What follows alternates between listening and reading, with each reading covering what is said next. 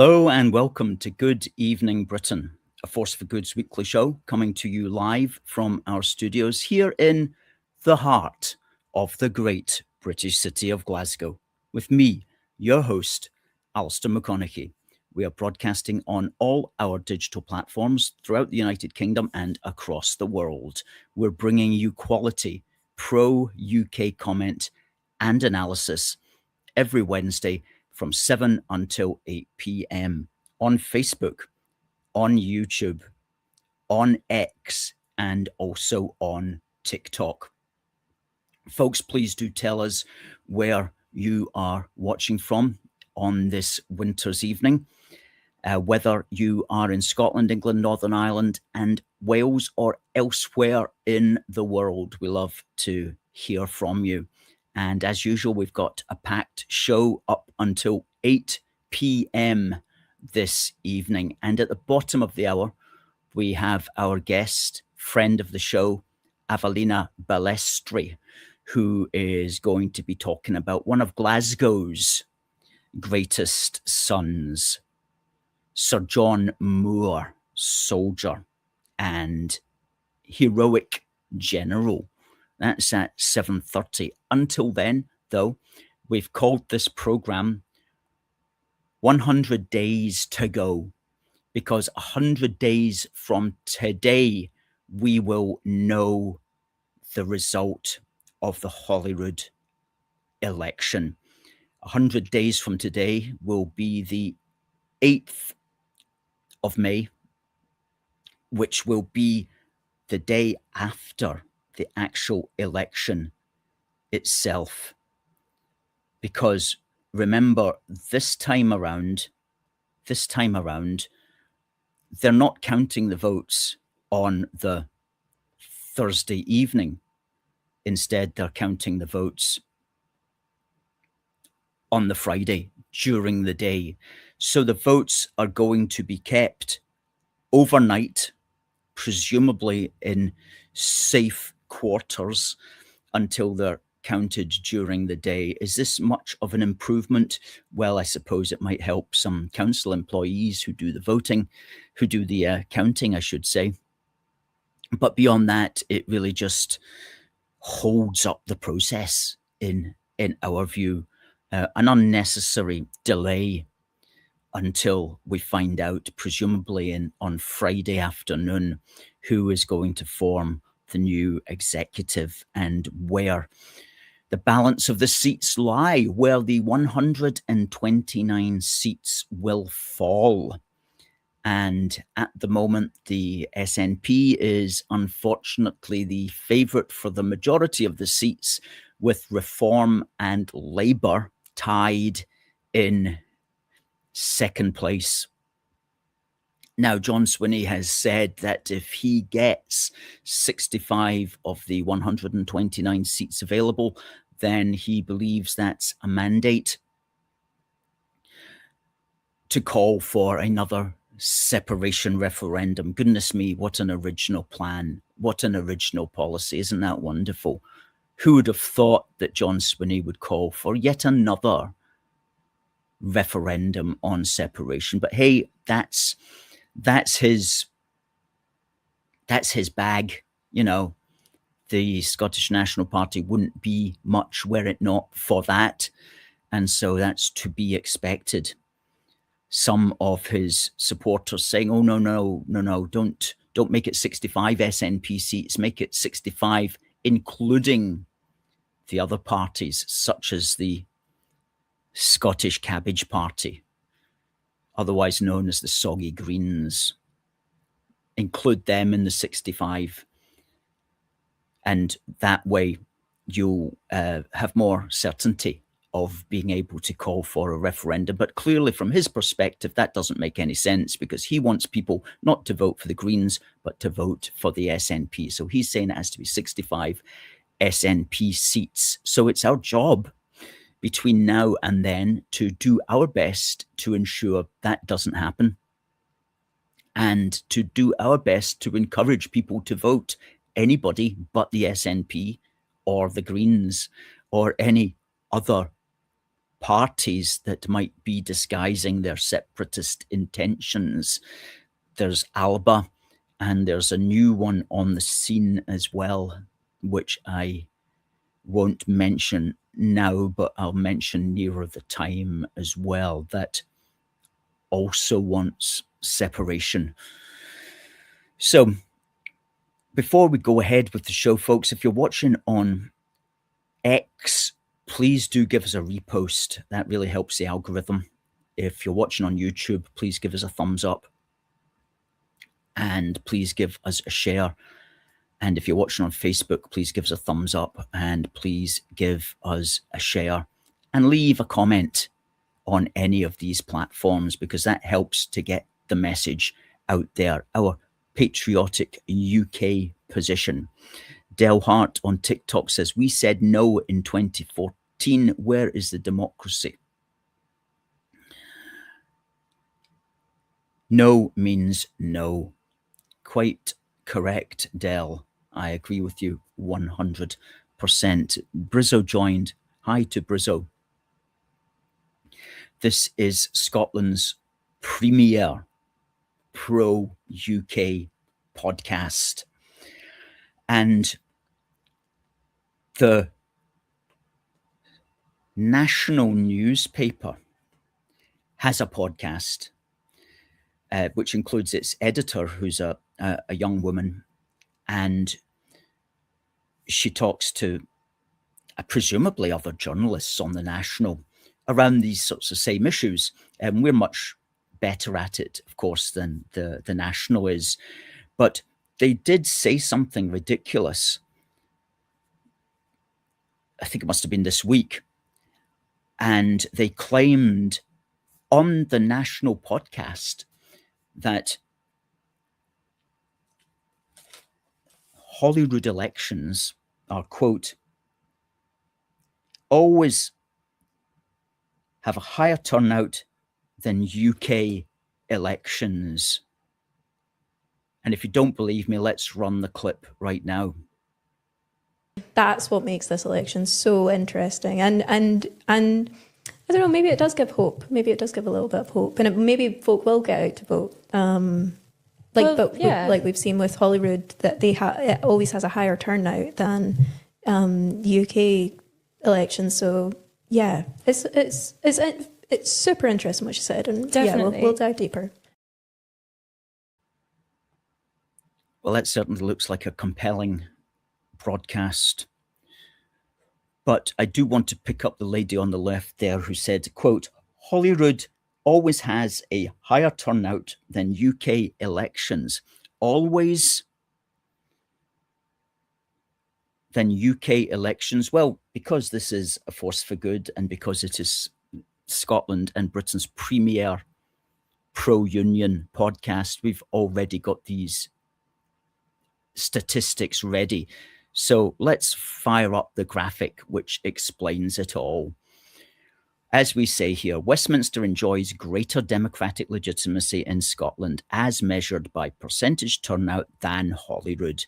And there on the left, we have the Westminster general election turnout in Scotland specifically. And on the right, we have Holyrood election turnout. And we've got the last 5 general elections in Scotland. That's 2010, 15, 17, 19, and 2024. And the last 5 at Holyrood, 2003, 7, 11, 16, and 21. And as you see there, in the average for the Westminster general election turnout in Scotland over the last 5 Westminster elections is 65.7%. And the average Holyrood election turnout over the last 5 Holyrood elections is 54%. So 11, almost 12% average higher turnout at Westminster. Now, the lady was perhaps correct on one point, In 2021, the Holyrood election turnout was 63.5, compared to the last Westminster election in 2024, which is 59.2. But she's clearly incorrect in stating, quote, Holyrood always has a higher turnout than UK elections. It's simply just not true. And as we say there, Scottish nationalists don't like to be reminded that we as Scots self-determine at the ballot box more with Westminster than with Holyrood. Okay. So we just have to mention the truth of that, don't we? We don't like to see complete nonsense going unchallenged. Well, we're here to challenge complete nonsense. That's what we are about. So we are highly engaged here at with the Westminster elections on a level that's greater than at the Holyrood elections, which is very interesting. That's always really been the case. In a few minutes, we'll go on to the state of play in Wales, which is just absurd, absolutely absurd. But let's just say hi to a few people who have come in. Derek was first tonight. Good evening, everyone. I hope you're well. I hope no one has had any damage after the recent storms. Oksana says hi. Hope you are well. Catherine says hi. Cal suggests that they're voting for Reform, or even better, Advance UK.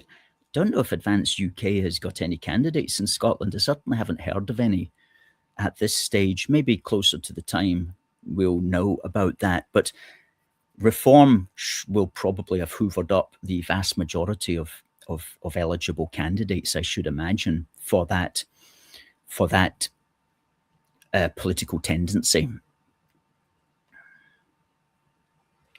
Stephen comes in, says, seats don't represent a mandate, as you can get a majority of seats at Holyrood and still only represent around 30% of the total Scottish electorate. That's certainly true.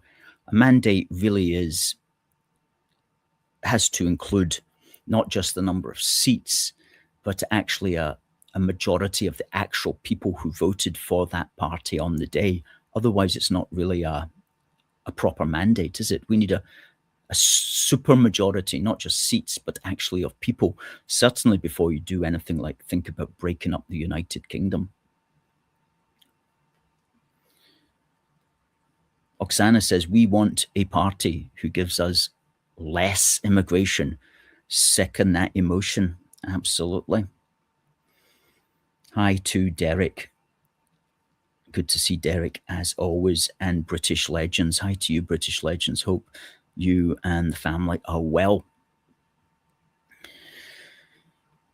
So we spoke there about the Scottish Parliament. Here is the Labour First Minister of Wales, who is a lady called Eleanor Morgan. And she was on the telly on Sky News with Trevor Phillips, and she said, real possibility of union breakup after May elections. Labour's Welsh First Minister admits results could have profound implications for the future of the UK. And what she's pointing out here, which is a fair enough comment, is that if you have the SNP running Scotland, if Plaid Cymru win in Wales, and you've got Sinn Féin in Northern Ireland, then you would have three separatist parties controlling those three countries. And that wouldn't be very good, would it? goodness me, not from a unionist point of view. She says here, quote, "The elections in May could have profound implications, not just for the people of Wales, but also for the situation in the whole of the UK. The danger is real." And I think the point that she's making here is vote for Labour if you support the union. And she does point out, she says, the fact that Plaid and possibly the Greens may be distracted constantly, not looking at improving people's bread and butter issues, bringing those waiting lists down, building schools and filling potholes like what we've done since I've been First Minister. So there's a challenge ahead of us, and these are tricky times, and we're clear about that. And so she's certainly worried, and I guess she ought to be as well. And does she have a solution to this? Well, you will not be surprised to know that because it's Labour, the solution is always the wrong solution. And her solution is, of course, that Wales needs more devolution, obviously. She says here, "It is in the UK Labour government's interest to make sure that they can support us in every way, including perhaps giving us more power in certain areas that we've been requesting for a while." She called for, in an earlier speech, quote, "a new chapter of devolution," and said Wales should have the same powers as Scotland. Well, that's just not really going to help, is it? And thankfully, it was the Tory, Darren Millar, leader of the Welsh Tories, who said, quote, who said that the First Minister was ushering in the breakup of the UK by demanding more devolved powers. Welsh First Minister accused of ushering in breakup of the UK. Darren Millar said that she was, quote, building the scaffolding. That's a good phrase. By seeking the devolution of policing, rail, youth justice, and the Crown estate. He went on to say, quote, by constantly demanding more powers and more control over issues such as policing and justice, you're actually building the scaffolding for the very breakup of the United Kingdom that you claim to want to defend. Instead of trying to out-nationalist the nationalists by clamouring for more powers, why don't you focus on the powers you already have to turn around the crisis in our NHS, to improve our education system, and to get Wales's economy moving? Well, 100%. Of course, that's what you need to do. But it really is awful, isn't it, that we're at this situation now in Wales where, thanks to Tony Blair, of course, you could have a separatist executive running the Senedd. And it's even more ridiculous when you look at the turnout figures for the Senedd, which are consistently abysmal.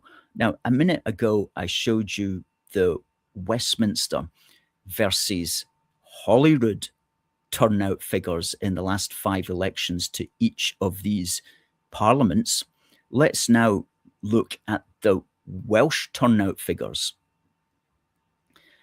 Again, Westminster enjoys greater democratic legitimacy as measured by percentage turnout than the Senedd. Now look at the Senedd figures from 1999 through the 6 elections up to the last one in 2021. Not a single one of these elections to the Senedd even broke the 50% turnout barrier. The highest they've ever had was a 46.6% turnout in 2021. And the average over the last 6 elections to the Senedd is 43.7% turnout, never even broken 50%.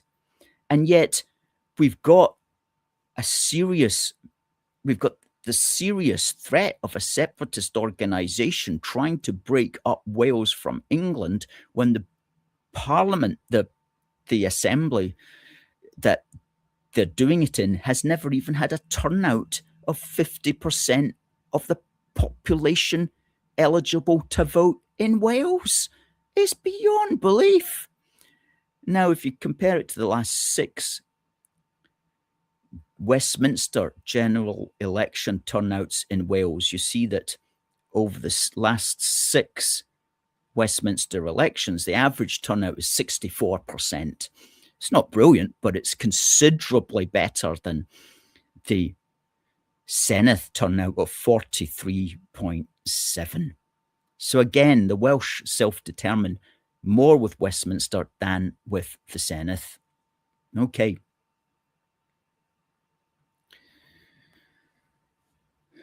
Okay.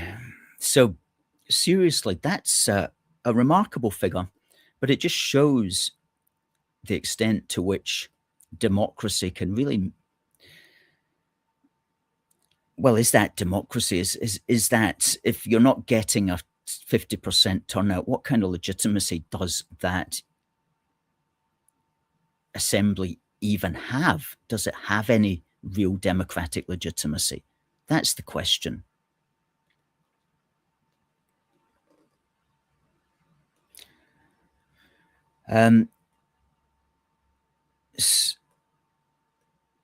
Stephen says, again, 3 separatist parties that represent a minority of the total electorate. Yeah. Catherine says that unionists need to back one party. Well, yeah, that's easier said than done. That's the problem, isn't it? Again, Stephen says, devolution's domino effect at work again. Adam, good to see Adam again. Long time no see. Yes, it's been a few months, Adam. Glad to hear you're back in the house. Paul speaks for many of us. Eternal shame on Tony Blair, he says. Yeah. Paul, Stephen, well known for not being a fan of devolution, says it stinks. Stephen sends articles into our Facebook page on a regular basis. Please do check out our Facebook page for some of Stephen's articles where he concentrates on these facts and figures. Now, we've got our guest coming up at the bottom of the hour. That's Avellina Balestri. Before we speak to Avellina, though, let's continue with our Scottish politics. As I say, 100 days from now, we're going to know who is going to be running the country. We're going to know, is it going to be the SNP, or are they going to have to form some kind of coalition, or will it be a surprise victory for parties that we never thought would ever manage it? It'll all be revealed on Friday the 8th when the vote comes in. But one of the main players, of course, will be the Reform Party. And their leader in Scotland is called Malcolm Offord. And when he launched the campaign, he was pigeonholed by STV News. This was back on the 15th of January. And they wanted him to know if he approved of an advertisement that Reform had used at the Hamilton by-election, where they had accused, or rather they had highlighted some words that Anas Sarwar, Labour leader, had made to a meeting of a Pakistani group. And that caught Mr. Offord on the hop. And it's fair to say that he didn't really have an answer for it. And famously, it got 1.4 million views on YouTube after one of Offord's aides stepped in and asked the STV ban to stop pestering Offord with that line of questioning. Did Offord think that this was appropriate, that they had racialized politics in this way, and so on? What Offord should have said was simply that Anas Sarwar was out of line in making specific ethnic appeals, which could be considered sectarian, and that reform was perfectly correct to bring that to light. And for those of you who have not seen the actual matter in question, here is what Anas Sarwar said back in 2022. We will only truly get real power if we just have more Pakistanis sitting in council chambers and parliaments, but actually having more Pakistanis and South Asians sitting in the corridors of power making the decisions. And that's where I'll end tonight, is to say the change is coming. And the days where our South Asian community are viewed as a vote bank or a curry bank are well and truly gone. The days where South Asian communities get to lead political parties and get to lead countries is now upon us. The days when South Asian communities get to decide not just which school our children go to, but what they are taught in those schools is also coming. Indeed. So that was the issue, and Offord has since returned to this matter, and in yesterday's National, Offord needs written instructions to respond to quote-unquote racist ad question. And when he flummoxed the first question, we simply pointed out that what he needed to do was to simply say, reform will call out ethnic sectarianism and ethnic favoritism from any politician, and to do so on behalf of all the people of Scotland. And it's very simple, a simple matter. And pleasantly pleased to see Offord's new approach to this. This is from the National yesterday. Quoting Sarwar, he said, quote, "The days when South Asian communities get to decide not just which school our children go to, but what they're taught in these schools is also coming," close quote. Offord said, "I think that's language that we shouldn't have from any part of our community, one way or the other." These were his words. And I think when we talk about these things, we have to be very fair and understand the context in which they were spoken. So basically, he's saying there, I think that's language that we shouldn't have from any part of our community, one way or the other. Well, that's not a bad answer, to be frank with you. The National kept pestering him and saying if he was defending the way that Reform had attacked Sarwar during the by-election campaign, and Offord responded, quote, "I think I've covered the point."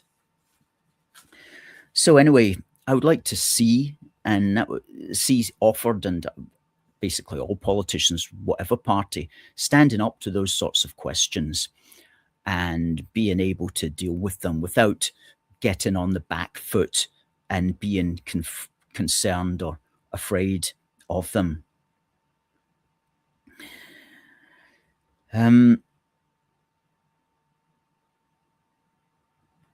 So what time is it? It's the bottom of the hour. Dean says the symbol behind him is not English, Irish, or Scottish. Well, I guess that's so. And it wasn't that long ago. It was just like, it was actually on the 29th of September 2022 when he made those remarks. That's probably still going to haunt him, if that's the correct word, in the run-up until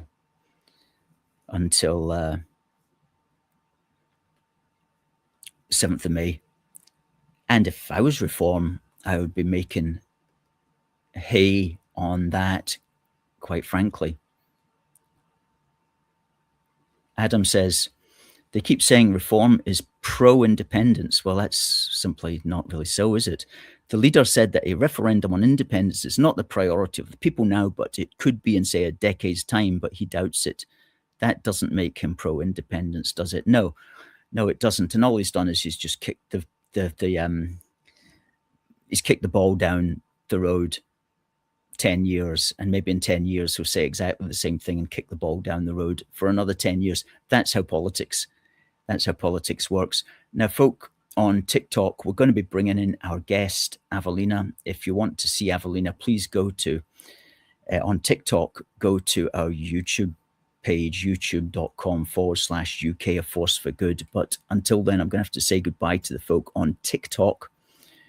And thank you very much for watching. There we go, folks. Please say hello to our friend Avellina. Hello, Alistair. Hello, Avellina. And I do like your get up tonight. You look very historic, if you don't mind me saying.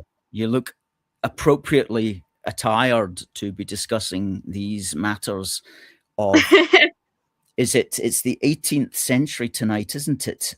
Well, it sort of straddles, this gentleman's story straddles the 18th into the early 19th century. So he is long 18th century, which kind of can traditionally be considered 1688 to 1815 or 1820, depending on how people frame it. But approximately that, the second 100 Years' War between England/Britain and France.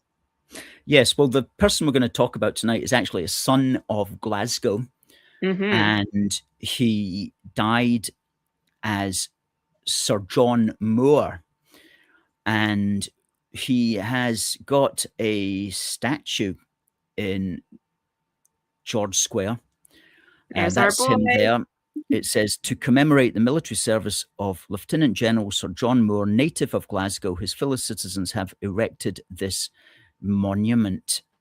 And I think that was in it was the first monument, I believe, to be erected in George Square, and it was to his memory. Now, that statue is currently taken down along with all the other statues in George Square because they are renovating it and renovating the entire square, hoping to open it up towards the end of next year.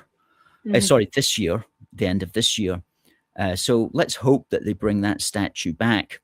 Yeah, he needs to make a glorious return. He does. And you look at his left hand there, that seems to be clutching thin air. And the problem with that is that there is a sword that's meant to be in that hand. Yeah. Now, I'm not sure how the sword ever got separated from him, but there was, they thought that, well, what they'll do is they'll replace the sword, but there's an irony to that, which I'm going to save it for the story in sequence, but there's a bit of an irony to that sword question in his story. Okay. Well, the reason that they're not going to replace it is because some of the anti-British, for want of a better phrase, councillors thought it would be too militaristic to put swords in his hand. And okay, that really is a whole nother level of stupid. Yeah, and they didn't want that to be properly sorted. So we're going to get. Who complained about that? The French, what was it? Well, you might have something to say about this when you talk to us more about it, because one of the councillors, who's a well-known kind of agitator for these matters, said that it was it was something to do with, like, it was emblematic of oppression of colonial subjects. Now, I don't know if John will get into even any of that kind of stuff in the sense of wars against colonial people. Really. Suppressing rebellions at different points, I suppose. But I'm like, what do you expect from? What do you expect from any empire in the history of humanity, or nation state for that matter. So blaming him uniquely for that is a certain type of self-loathing that is truly beyond the mortal ken. Yeah, I'm not sure. I don't know to what extent it's self-loathing with this guy, because he's actually a Rastafarian. So it's not like a white man that got upset about it, which would be kind of self-loathing. It was more from an ethnic kind of agitation that it was coming. Yeah. Which again, I would almost then point to any ethnic group in the history of mankind, and if that ethnic group ever had any power over anything, and had the power to dominate literally any square miles of land, and people inhabited that land, then they too would be involved in some kind of involvement in putting down any kind of unrest. I mean, that's the way it works in the world of any kind of power dynamic whatsoever by any ethnic group at any point in history. That's absolutely so. That's absolutely so. It's just that's the nature of, as you say, the power dynamic involved in those sorts of things. Now, let's get into our subject. John Moore, just to keep people in the picture, he was born on the 13th of November, 1761 in Glasgow. And so let's take the story from there over the next 15, 20 minutes. Certainly. So John Moore, his father was a doctor, a cleric, an author, and a tutor, so a little bit of everything in the Scottish Enlightenment, so to speak, wore many hats. And he ended up getting a job tutoring the son of the Duke of Hamilton. And this put young John Moore into contact with Douglas, the son he was supposed to be a companion with. And so John Moore comes from, this middle class upbringing, sort of a middle class gentleman family. And is now being brought into the realm of the Scottish nobility. And so at first, young Douglas thinks that, he's a bit entitled and sees himself as quite above young Moore, his companion. And so, treats him kind of like just a plaything, his inferior, but not really a friendship at first. Then they end up in a duel. Well, it was supposed to be a mock duel. It was supposed to be just Douglas trying out his fencing skills on this little twerpy son of his tutor. And he fully expected that young John, aka Jack, would just let him win, because that was, what you would have expected. He did not let him win. He would never let anybody push him around his whole life. And so he refuses to just let him win. He fights very ferociously in this little fencing match. And then Douglas gets so frustrated by this that he inadvertently stabs the kid. It was an accident. He was just kind of angry, but accidentally wounds him in the side. And Jack's reaction to this is to look at his now wound that's gushing blood onto the floor, turn back to Douglas and say very boldly, "Ha!" and hold up his sword, which again, I'm sort of like, what? You took his sword away? No, statue people. And so Douglas is actually shocked that this kid still wants to fight after getting lanced in the side. And secondly, is genuinely horrified that he stabbed him. He did not mean to do that. He didn't mean to hurt him. And so he's quite panicked about the whole thing. Fortunately, his so Jack's dad shows up and patches his son up and salvages the thing. Douglas is very remorseful. He is very sorry. And after this, they actually become good friends. They do bond. He's kind of learned his lesson. He wasn't being very nice, and he becomes like a patron to John afterwards. So that's one childhood story. There are many others. He was a very rambunctious youth, and we have stories of him also accidentally injuring people. Like one time he was messing around with his dad's pistol. This is John Moore was messing around with his dad's pistol when he was like 10 or 11, and he thinks it's not loaded. And so he's randomly, pulling the trigger off to the side, you know, bang, bang, accidentally shoots a maid in the other room. But fortunately, again, she's not too badly injured. She got like winged, I think. And so she was patched up, but that could have ended way worse. And so then you also have stories of when he's going on progress to Europe, the continent, with the Hamilton family, and his dad is going as the tutor and he's going as the companion to Douglas.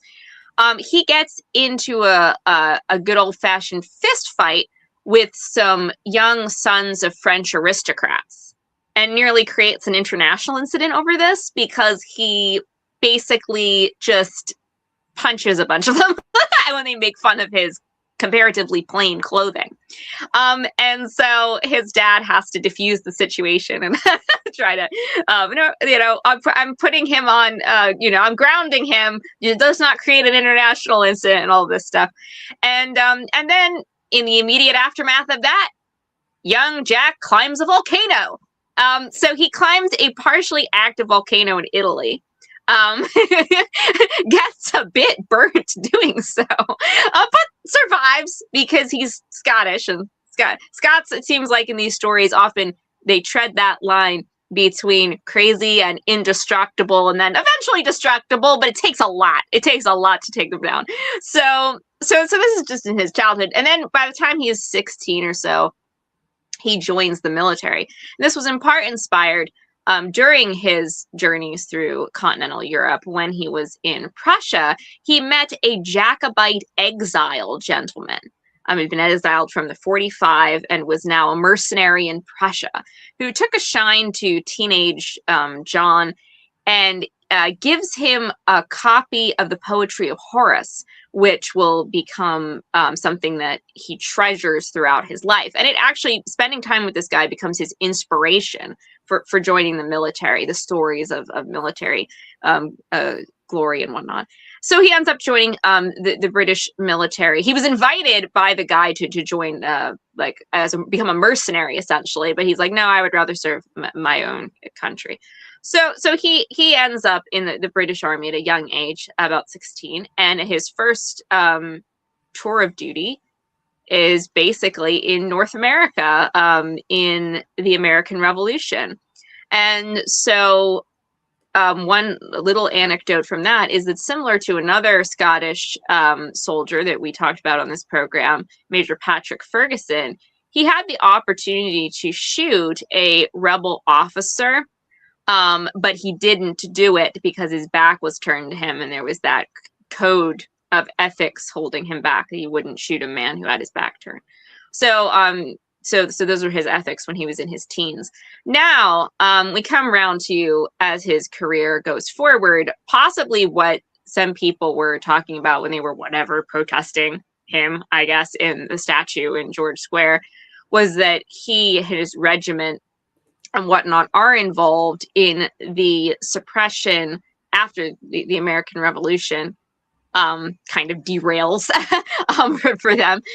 He ends up in the suppression both of a slave rising in the Sugar Islands, and then in the United Men rising in 1798 in Ireland. So that is maybe what they're talking about. Yeah, that'll be what they're talking about. That is probably especially what they're talking. The slave one, anyway. That's what. The slave one, and I'm sort of like, look, on a certain note, I get, like, I understand that. Is it the ideal? It's kind of similarly, honestly, with Patrick Ferguson, who himself had been sent to keep the Sugar Islands pacified in his tour of duty, and who himself had monies put down in sugar and so forth. So, I mean, can we look at the past and say, were these things perfect? No, they were not perfect, the actions of these characters. But certainly when it comes to military officers going with their regiments, I'm sorry, but that is basically going to be their duty. To go where they are sent and to maintain order in the empire. And again, we can maybe we can maybe point to certain conscientious objectors to that, who are very abolitionist and say, you know, good for them for being that kind of dedicated to seeing things from that kind of humanistic moral perspective. But at the same time, it's worth noting that in the case of Sir John Moore, he was rather reform-minded himself in terms of both the situation in Ireland and the Sugar Islands. His personal political beliefs at least leaned toward reformation of the empire with regards to the treatment of both the peoples in this case. That having been said, again, he wasn't, you're not going to expect perfection in anybody's opinions, but it was far from a black and white case, and also it was the case that he was a military man, and you do, you know, generally speaking, go where you are sent, and primarily you are being sent to maintain peace and maintain order throughout the empire. So that being the case, he did have a very good reputation, however, for integrity, both in personal and, you know, career life, from those who knew him well. And I'm just going to scroll briefly through my many notes. Last night I went sort of on a binge of notes because there were just so many interesting things. If we take it to the point of, we may have to leap a few years, but I am definitely going to leap him to the Napoleonic Wars in just one moment. But well, I'm just looking for one quote that quite summed up. What I will say is that basically he became, there we go, I found it. So a contemporary said of him, everything and more was real, solid, and unbending. He was penetrative and reflective. His manner was singularly agreeable to those whom he liked, but to those who he did not esteem, his bearing was severe. And this is quite true in general of his character, that he was considered just a man of great integrity. Another anecdote kind of highlights this, about the fact that when he eventually, through his services, as he moves up in the ranks of the British establishment, he eventually gets knighted for his services in various capacities, and his main capacity being in the Napoleonic Wars against the French. He never lets that go to his head.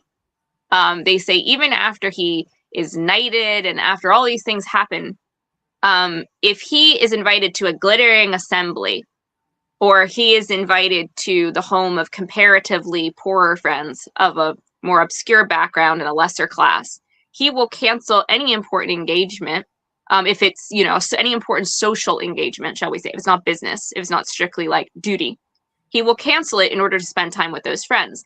And when pressed upon the point, he just is very much like, hey, these people, they remembered me when I was nothing, when it didn't, you know, gain them anything to be my friends. And these other people, they're just sort of spending time around me because now I've gained some fame.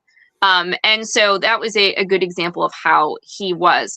In terms of his military reputation, he was a strict disciplinarian, especially down the line when he gets involved. So then we get to Napoleonic Wars. He's most famous for his role in Spain. So he was involved in basically aiding Spanish resistance against Napoleon, to put it simply. And so he goes out to attempt to ally with those factions that are opposed to Napoleonic rule. And this is when he does deal with a lot of complications in terms of trying to make that alliance work and to supply his army and all of the rest of it. And he does have a very difficult time with regard to controlling looting and booty hunting. And also, I mean, sadly, the fact that his men were oftentimes very hungry and in a desperate way because they weren't getting properly supplies because of difficulties with the alliance. And he could be very strict against looting against the civilians, because he was very worried about breaking the alliance entirely, because it would turn off the civilians to working with them at all. But at the same time, even though he was quite tough, he also was very inspiring to them, because he would tough it out with them. He didn't basically ask anyone to go farther than he himself was willing to go. And this really gets highlighted toward the end of his life. So the Battle of Corunna is, the battle in which he is killed in Spain. He has to retreat from Spain because of all of the complications. And so it's this kind of interesting retreating victory that goes on with Corunna, which on the one hand, it's like a bittersweet sort of situation for the British. But suffice to say, one of the really memorable moments from that is that Moore is riding around trying to rally his men. And he, one of the cries he makes to the Highlanders is, Highlanders, remember Egypt, remember the Aberdonians on the banks of the Nile and all this, because he had also been in the campaign in Egypt, also against the French, as the struggles for control of Egypt were going on between the different empires. And so he is encouraging them, and then one man gets struck and starts to cry out and causes the line to sort of back away in a bit of a panic. And Moore lectures him and says, my good fellow, we must learn to bear these things better. And so some people are like, are you being unreasonable? But then shortly after this, he gets hit by a cannonball, basically. And so Moore, he gets horrendously injured. He gets like his shoulder torn off by this cannonball. And Moore really handles it well, really, really well for a long time. And so he's basically not reacting that much to this horrendous imagery where everybody around him is just like, oh my God, dude. And so he's like, well, yeah, I'm not okay, but I'm not making a fuss or anything.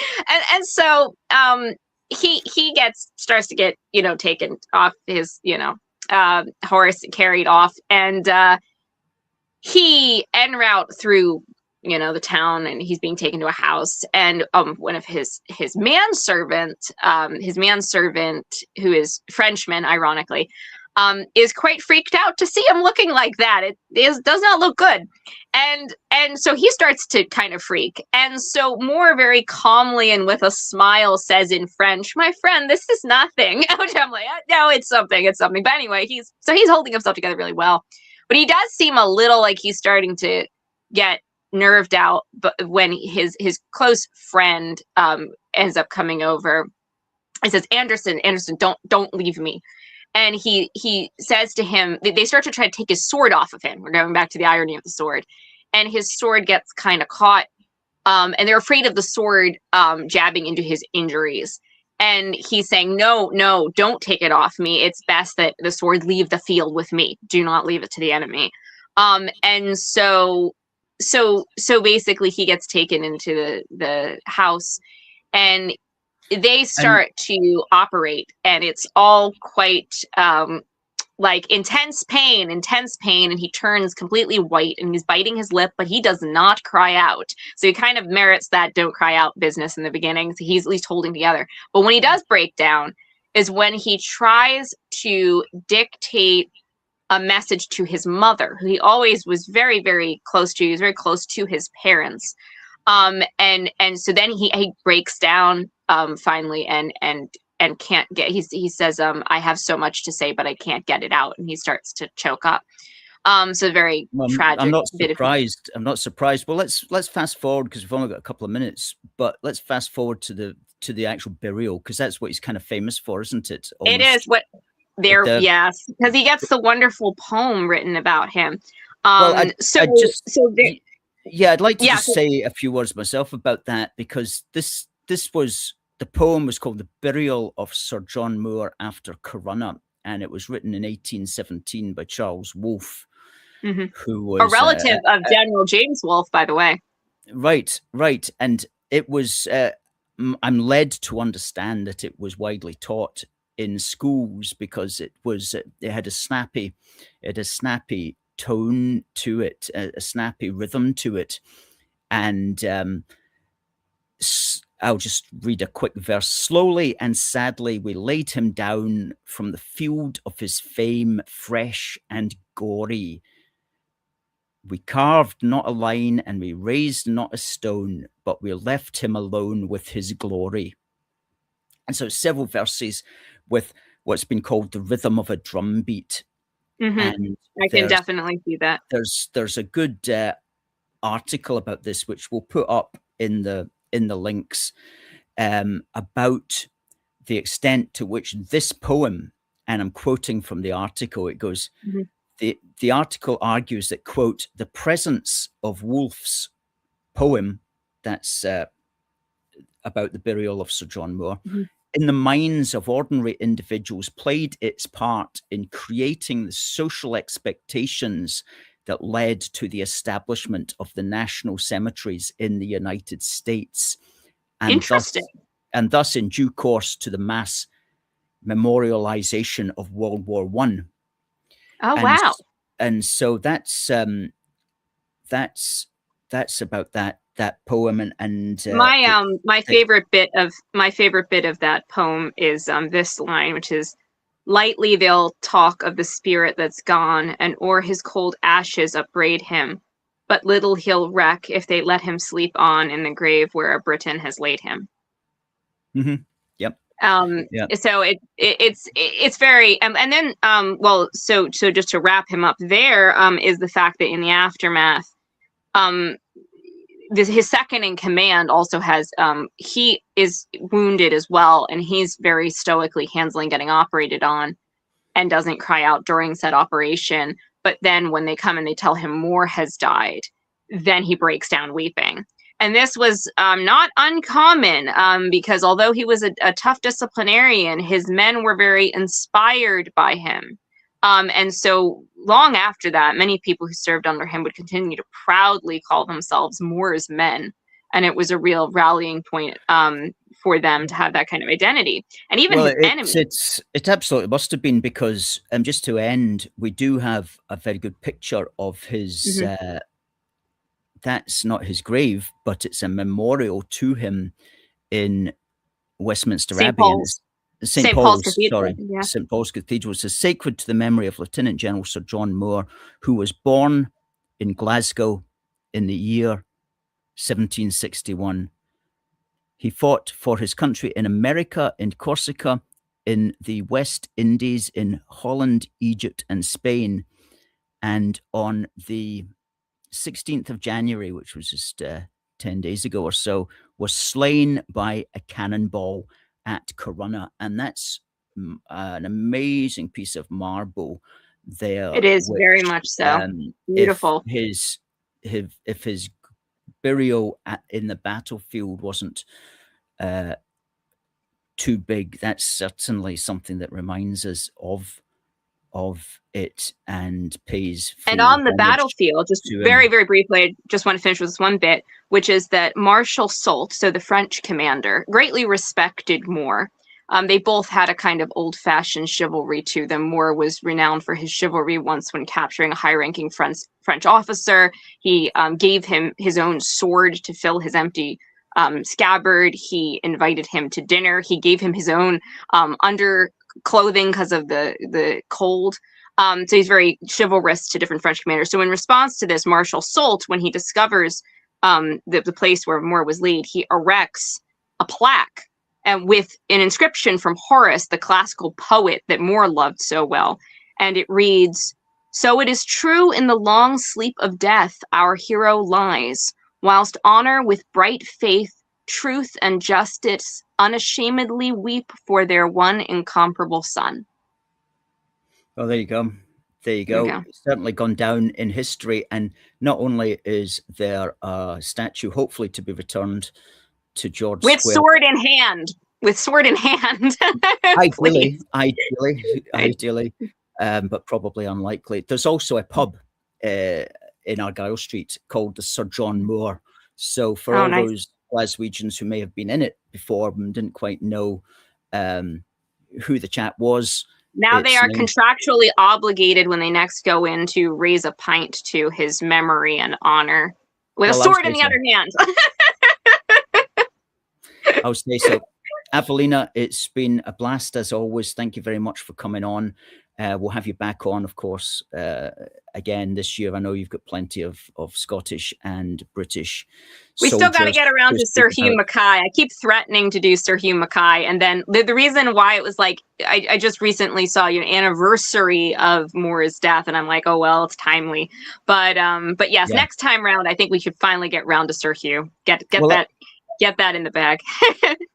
Let's do that. And if people would like to see your various songs and so on, we'll be putting this full interview up as we always do on our YouTube page. But your YouTube page is youtube.com/@Avellina Balestri, Avellina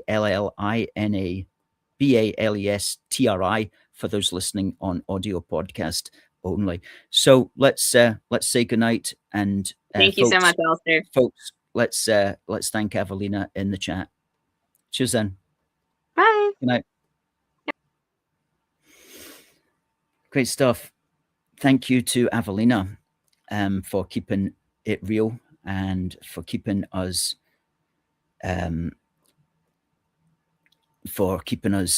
informed about things. Scotland Scorpion says that she's at St Enoch Centre tomorrow, which is just round the corner from the Sir John Moore. Great. Yeah, do pop along. Oksana says, thanks, Avellina. It's great that we at A Force for Good have got these people who are so knowledgeable about our British history throughout the world. So thanks, Avellina, for another interesting talk. Now, folks, we are not going to be broadcasting next week. Got a very busy week doing stuff for the organisation. We're not going to be able to fit in the broadcast next Wednesday as it happens. But don't worry, we'll be back again. In the meantime, though, I think we've covered everything that we need to cover. Thank you for the comments that people have made. If you haven't already, please do share this broadcast or repost it on Twitter, and just helps to get the message out. So until next time, folks, it just remains for me to say, God bless the United Kingdom and God save the King. See you next time.